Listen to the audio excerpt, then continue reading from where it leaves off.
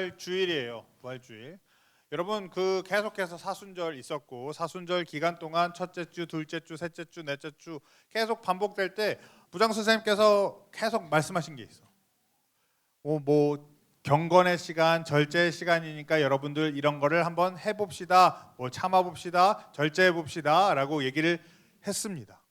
여러분들은 이 와중에서 좀 참아보거나 이 사순절 기간 동안 내가 절제해본 게 있다 하는 친구,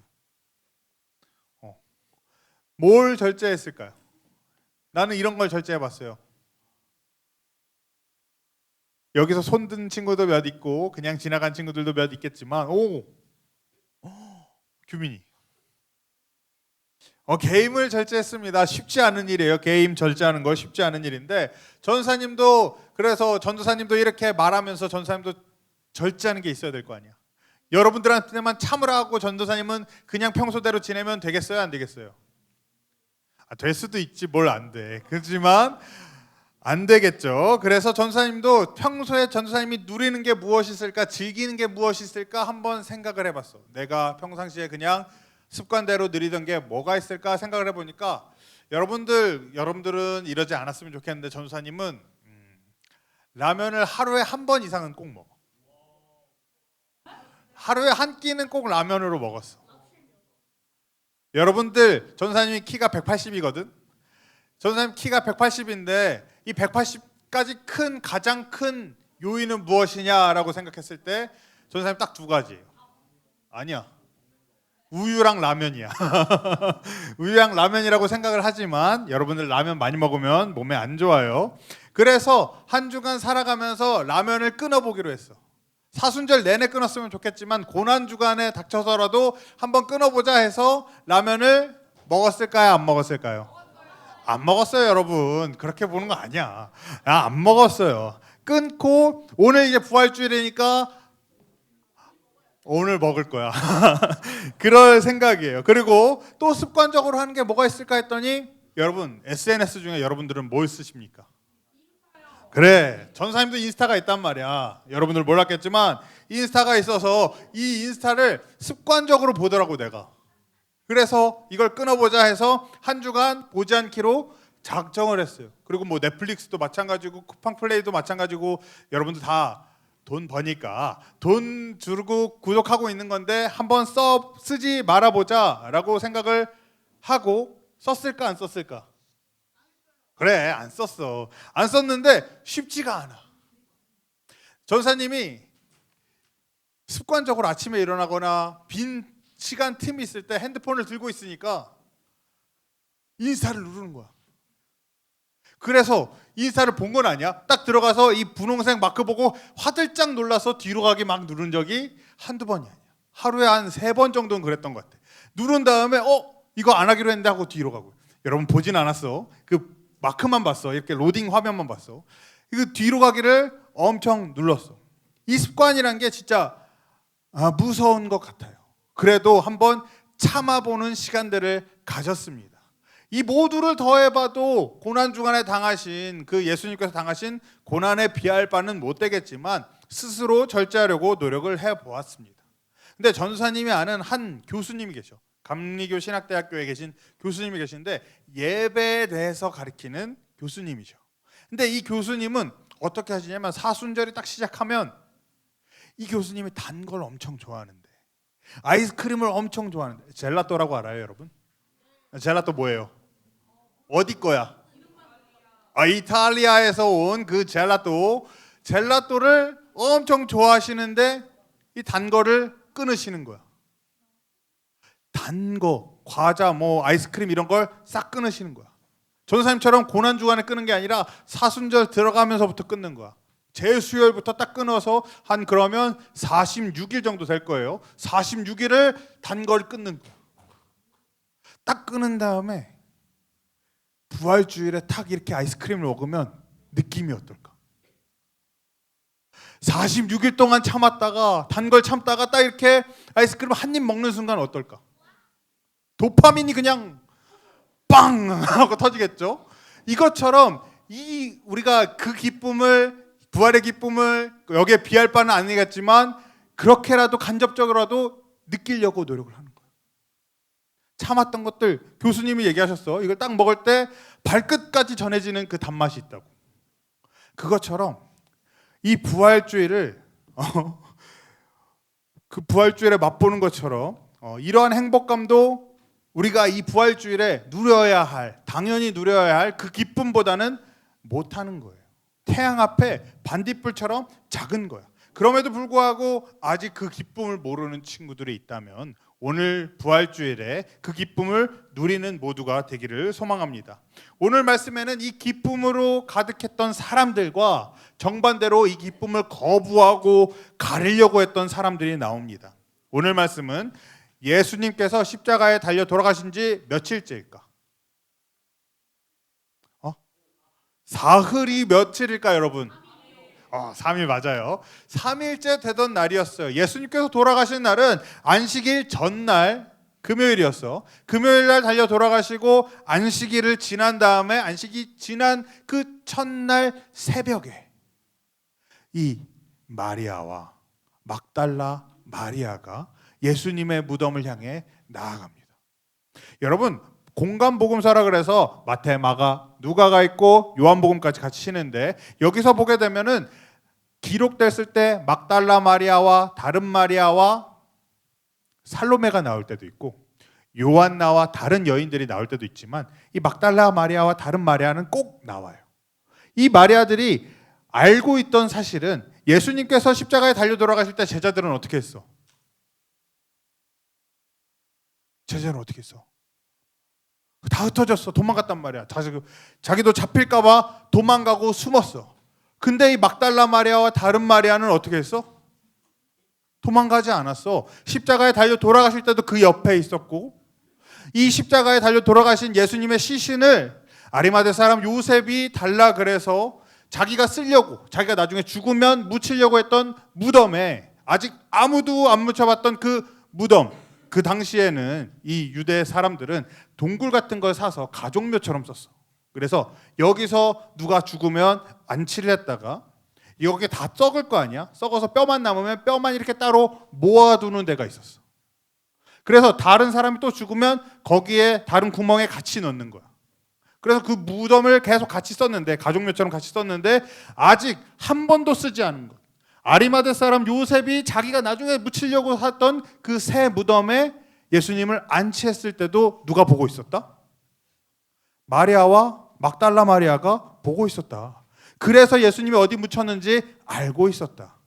그래서 이 예수님께 향품을 발라드리려고 이른 아침에, 안식일이 지나자마자, 안식일은 쉬어야 되니까, 안식일은 아무것도 하면 안 되니까 안식일은 쉬고 안식일이 끝나자마자 달려가는 거야. 이 새벽에 달려가서 향품을 바르려고 했어요. 향품이 뭘까? 향수 비싼 거야. 향 나는 것들, 시신이 썩으면 냄새가 나잖아요. 그래서 이 시신 겉에 향이 나는 것을 발라요. 이 바르는 이유는 존경의 의미와 사랑의 의미와 헌신의 의미가 같이 담겨 있어. 예수님을 향한 사랑을, 존경을 나타내려고 이 향품을 바르려고 달려갔는데 한 가지 문제가 있어. 이 동굴 무덤 앞에 큰 돌문으로 막아놨단 말이야. 돌로 막아놨어. 근데 여자 둘이서 밀 수 있을까 없을까? 여러분들이 봤을 때 저 피아노 보여요? 저 피아노 몇 명이서 밀까? 한 명이서 밀까? 나중에 한번 해봐요. 저거보다도 더 무거웠을 텐데 한 명이서 못 밀어. 저거 한 명이서 못 밀고 남자들도 한 명이서 못 미는데 여자 둘이서 뭐 어떻게 밀겠어? 이 생각을 하면서 무덤에 딱 도착을 했는데, 걱정을 하면서 나와왔는데 딱 도착하니까 어떻게 됐어? 오늘 2절을 보게 되면 뭐라고 써있냐면 2절에 뭐라고 써있냐면 큰 지진이 나며 주의 천사가 하늘로부터 내려와 돌을 굴려내고 그 위에 앉았는데 라고 얘기하고 있어요. 딱 도착하니까 지진이 막 나. 그리고 나서 천사가 하늘에서 내려와서 돌을 굴려서 이 무덤을 열었어. 무덤을 열고 나서 천사가 이 마리아하고 경비병원들한테 얘기를 하게 됩니다. 이 사실에 한 가지 기억해야 될 점이 있어요. 마리아만 천사를 봤을까? 이 두 마리아만 천사를 봤을까? 문이 열리는 걸 봤을까? 여기에 누가 있었다고? 경비병들이 있었어. 경비병들이 있어서 봤는데 경비병들은 이 모습을 보고 천사들을 보고 죽은 사람처럼 굳었어. 여러분들 공포 영화를 보거나 귀신의 집을 가거나 아니면 누가 이렇게 숨어 있다가 깜짝 놀래킬 때 어때요? 반응이 어때? 소리 지를 수도 있는데 소리도 못 지르는 극한의 공포가 있을 수 있어요. 너무 무서워서 소리도 못 지르고 멈칫하는 경우가 있어. 여러분들이 산을 이렇게 가다가 호랑이를 만났다고 생각을 해봅시다. 그럼 소리 지를 수 있을까? 호랑이로 눈이 딱 이렇게 마주쳐. 소리 지를 수 있을까? 사람들이 이런 호랑이나 코끼리나 이렇게 했을 때 얘들이 저주파를 이렇게 낮은 소리를 내는데 그 소리를 들으면 사람이 경직된다고 얘기를 해요. 그것처럼 이 사람들도 너무 놀라고 무섭고 두려워서 경직되었어. 경직되어 있는 이 사람들에게 천사가 얘기하는 거야. 너희가 나사렛 예수, 십자가에 못 박히신 그 예수님을 찾아온 것을 내가 안다. 하지만 예수님이 여기 있다 없다? 무덤에 계시다 안 계시다? 무덤에 안 계시다. 너희가 찾는 예수님께서는 살아나셨다. 예수님께서 부활하셨다. 그 예수님께서 갈릴리로 먼저 갈 테니까 너희들은 빨리 가서 제자들에게 전해라 라고 말씀을 하시는 거야. 이 말씀을 듣고 이 여인들은 어땠을까? 멈춰 있었을까? 오늘 말씀을 보게 되면 오늘 말씀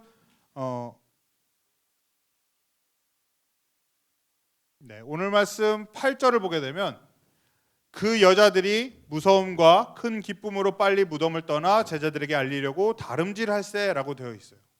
아까 말한 것처럼 이 여자들도 무서운 마음이 있다 없다? 두려운 마음이 있다 없다?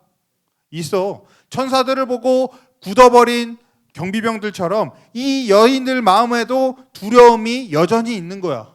천사들 보고 두려운 마음이 있지만 그보다 기쁨이 더 컸기 때문에, 예수님이 부활하셨다는 사실에 기쁨이 더 컸기 때문에 이 사람들은 제자들에게 알리려고 다름질한 거야. 다름질이 뭘까? 빨리 도망간 것보단 빨리 전하려고 달려간 거예요.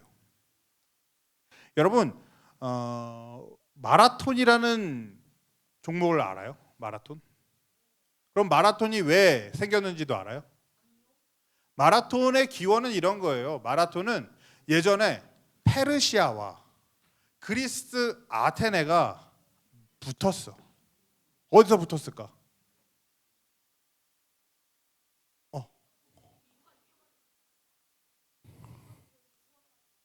근데 그건 맞는데 어디서 붙었다고? 마라톤 평원에서 붙게 돼요.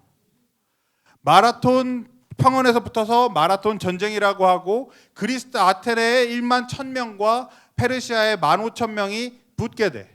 그래서 필리피데스라는 사람한테, 원래 이 사람이 올림피아라는 경주에서 달리기 하던 선수인데 이 달리기 선수한테 우리가 너무 불리하니까 스파르타한테 가서 병사들 좀 보내라고 해 라고 해서 이 사람이 스파르타까지 뛰어갔어. 그래 돌아왔는데 도와줘 안 도와줘? 안 도와줘. 종교적 이유가 있어가지고 우리는 지금 보낼 수가 없다 라고 해서 스파르타를 빼놓고 아테네랑 페르시아랑 맞붙어서 누가 이겼을까? 아테네가 이겼어.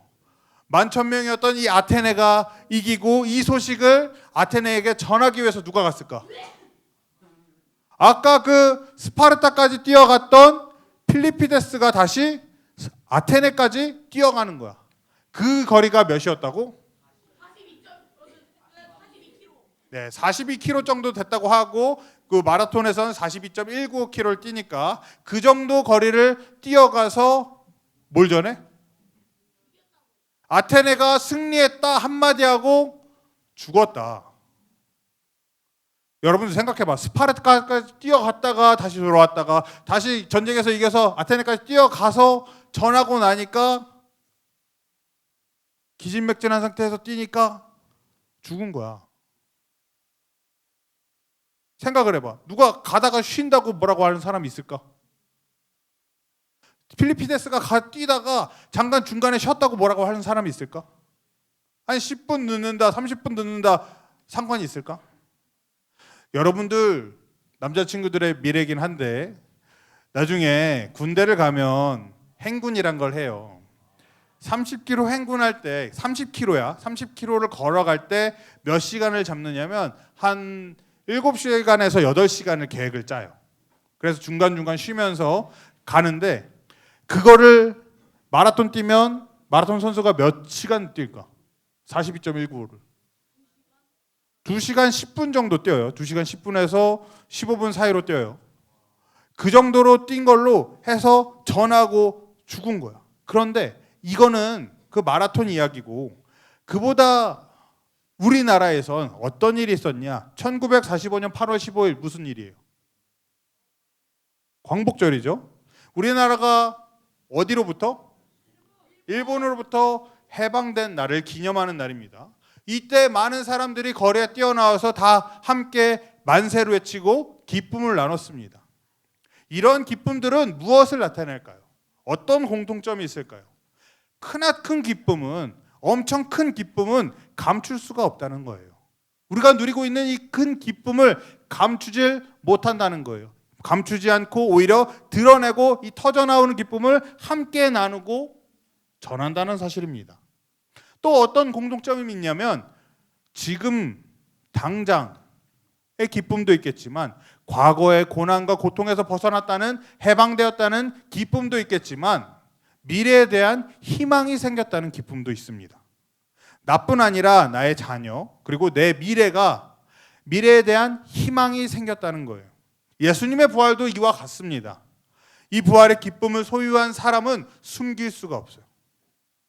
내가 만약에 숨길 수 있다면 내 안에 이 기쁨이 온전히 있는가를 한 번 더 돌아볼 필요가 있습니다.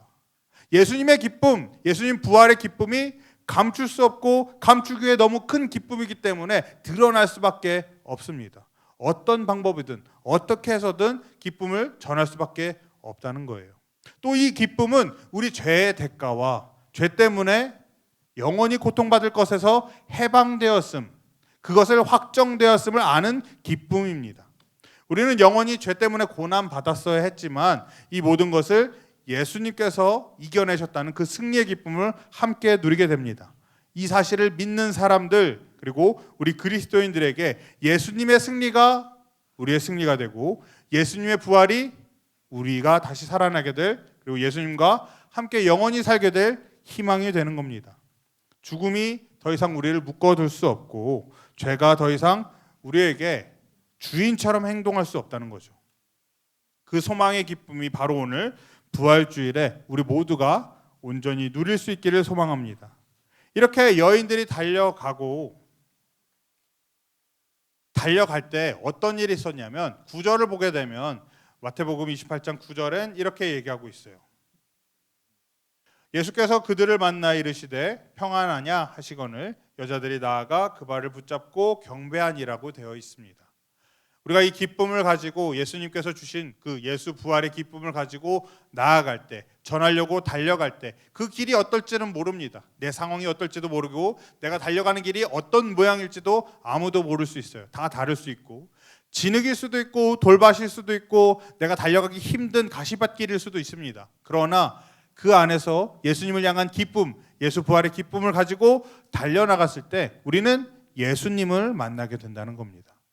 예수님께서 그 삶의 자리, 진흙이든 돌밭이든 가시밭길이든 그곳으로 찾아오셔서 함께 만나주시고 물어보시는 거예요. 평안하냐?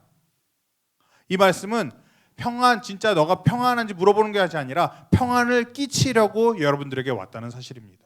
내가 어려운 상황이 있던 돌밭이든 가시밭길이든 그 안에 상황은 변하지 않을지라도 내 안에 예수님께서 주시는 평안, 아무도 뺏을 수 없는 그 평안이 내 안에 임하게 된다는 겁니다. 그러나 이 평안을 누리는 것 다 이 두 마리아처럼 함께 예수님의 부활을 겪었던 사람들이 있다고 얘기했어. 누구라고? 누가 봤을까? 예수님을 부활하셨다는 사실을 같이 본 사람이 누가 있을까? 네, 군인들, 경비하던 그 경비병들이 있었습니다. 그들도 예수님의 부활을 봤어요. 천사들도 보고 놀라서 굳기도 했습니다. 그러나 이 사람들의 발걸음은 예수님의 부활을 전하려는 발걸음이 아니라 자신의 앞날을 걱정하는 발걸음이었어요. 그래서 이 사람들이 찾아간 것은 대제사장들을 찾아가게 돼요. 예수님을 십자가에 못 박았던 그 사람들을 찾아가게 됩니다. 찾아가서 내가 이런 상황입니다. 예수님께서 부활하셨습니다. 라고 똑같이 전하는 거야. 마리아가 제자들에게 전하는 것처럼 이 경비병들도 대제사장들을 찾아가서 똑같이 전하는 거야.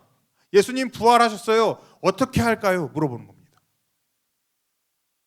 예수님 부활의 소식을 들었을 때 이 사람들은 어떻게 했을까요? 오늘날도 마찬가지예요. 예수님 부활하셨어요 라고 우리가 전하고 있습니다. 사실에 대해서 전할 때 받아들여서 이 자리에 나와서 함께 예배드리는 사람이 있는 반면에 똑같이 전했는데 받아들이지 못하는 사람도 여전히 있는 겁니다. 오늘 이 말씀에서도 마찬가지예요. 이 경비병들이 똑같이 전했어요. 예수님 부활하셨어요. 대제사장들과 장로들이 모여서 어떻게 하기로 했죠? 이 사람들에게 돈을 주고 거짓말을 하게 하자라고 얘기합니다. 돈을 많이 주고 이 사람들에게 거짓말을 하게 하자라고 해서 그 거짓말이 무엇이냐? 13절을 보면 이르되 너희는 말하기를 그의 제자들이 밤에 와서 우리가 잘 때에 그를 도둑질하여 갔다 하라 라고 얘기합니다. 이 군인들이 어떻게 했을까요?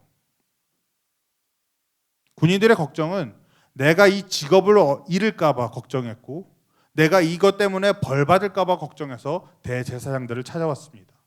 그래서 이 대제사장들은 돈을 많이 주고 또 이렇게 얘기합니다. 총독이 알게 되면 우리가 막아줄게, 우리가 변호해줄게 라고 얘기합니다. 이 얘기를 듣고 돈을 가지고 또 내가 앞으로 살아갈 그 환경에 대한 이득을 가지고 군인들은 거짓말을 하게 됩니다. 제자들이 와서 훔쳐갔어, 시신을 훔쳐갔어 라고 거짓말하게 되고 이 일은 15절, 우리 함께 15절 한번 띄워주세요. 15절을 보게 되면 함께 읽도록 하겠습니다. 군인들이 돈을 받고 가르친 대로 하였으니 이 말이 오늘날까지 유대인 가운데 두루 퍼지니라. 이 거짓말들이 계속해서 퍼져서 유대인들뿐만 아니라 많은 사람들이 예수님의 부활의 기쁨, 예수님 앞에 나오는 것을 막는 방해물이 되었습니다. 여러분, 부활주일을 보내고 있습니다. 여러분들은 이 날 한번 생각해 봤으면 좋겠어요.